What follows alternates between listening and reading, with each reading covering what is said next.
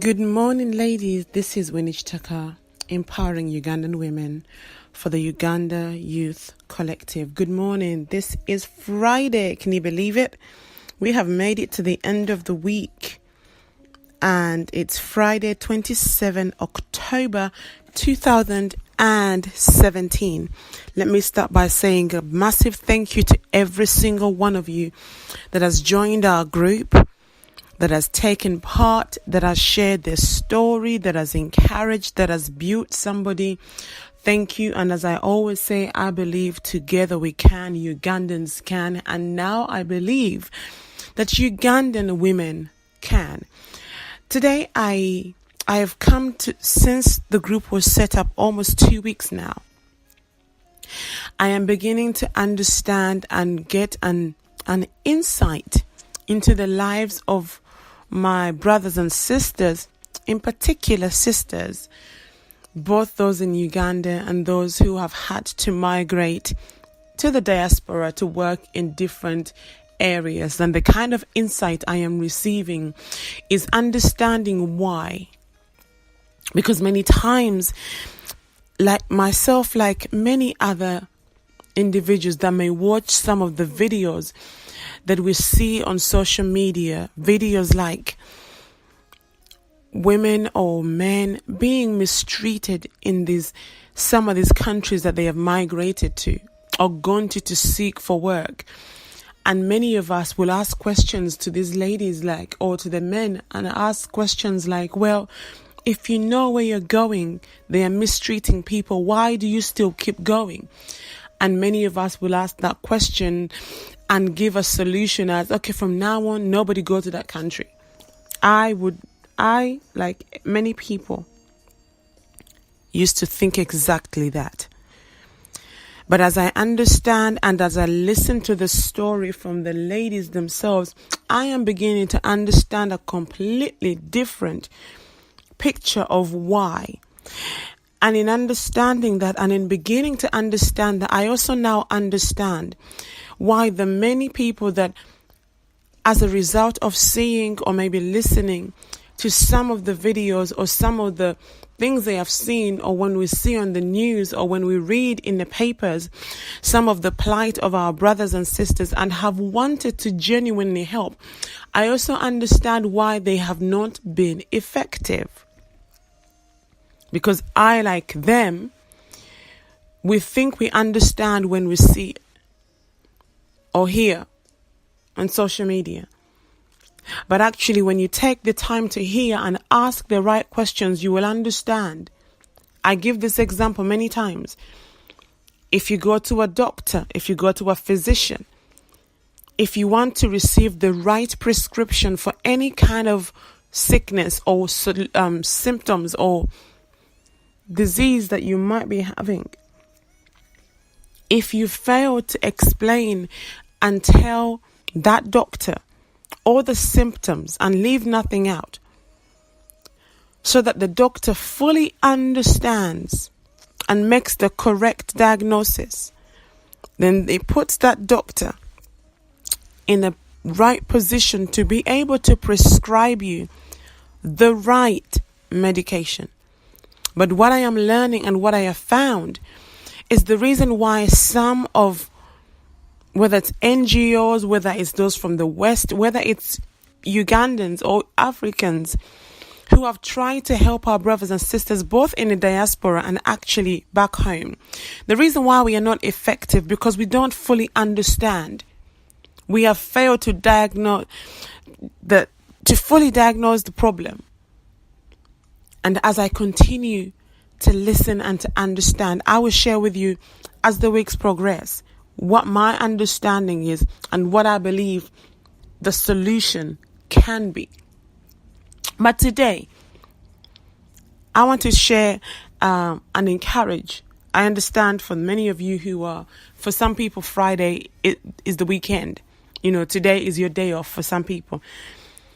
But even as the situation seems to be dire in our nation, Uganda, and even more so for some of you who are in the diaspora, I want to encourage you and say this: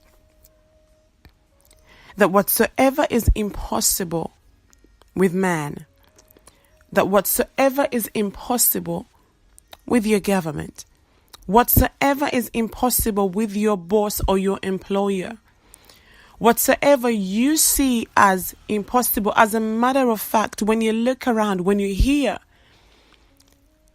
the situation seems hopeless, that whatever you have come to deem impossible, today I encourage you that it's written that nothing is impossible with God. That He can do so much more than we think, than we can ever imagine. And so today I encourage you as we continue,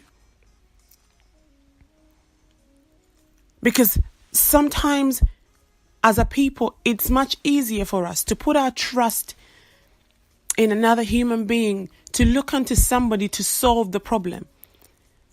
It's much easier that way. You trust maybe the government. You appeal to an individual that you see, but many times those we have appealed to have not been in a position to help or deliver. But today I invite you to focus and look unto the author of your life. That if you've tried everything else and everything else has failed, trust in God. There's nothing too difficult for Him. That it doesn't matter how bad, how tough the situation is right now. I remember stories that I was told when I was a child, that I learned in Sunday school. I remember the story of Joseph. Joseph was a brother. I believe there were 12 brothers. And it so happened that his father loved him more than his brothers because he had made him a coat of many colors.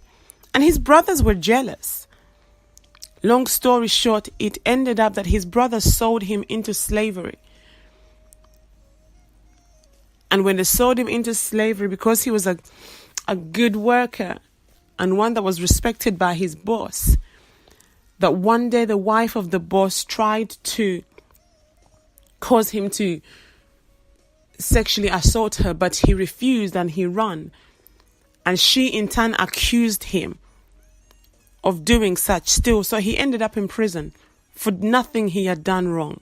Many people are like that, by the way. But it said that Joseph remained faithful and he served in prison. Long story short, the story ends that he came from prison to be promoted to prime minister, to the position of prime minister in that foreign nation where he was. When you listen to this story, it may have seemed impossible given his situation. But God has a way of promoting and dealing with the issues that are surrounding you right now. And if you trust in Him, He will make a way out of no way. There are many stories we hear of the parting of the Red Sea and many more. Today I encourage you, and I leave you with this word. Whatever is impossible with man is possible with God. Now, as we get ready to start the new week, I've taken these last 2 weeks to listen to many of you so that I can understand exactly the best way to advise and the best information to have, and also to identify the best experts or the best people to bring on board to be able to share and to teach. And as a result, there are some of the things I've picked up that I'm going to make sure that we shall be sharing in this group. We're going to be sharing on issues of health. How do you take care of your health? If you're a mother, the health of your family, the health of your children. How do you take care of your health? How do you eat well as to prevent some of the sicknesses and diseases? How do you take care of your health? We're going to talk about business. How do you start a business? What are the best businesses? Maybe right now you've saved up a little bit of money, but you don't know where to start. Which businesses are ideal to invest in right now back home in Uganda? We will talk about issues of relationship. As a matter of fact, our first relationship Saturday begins this weekend, tomorrow.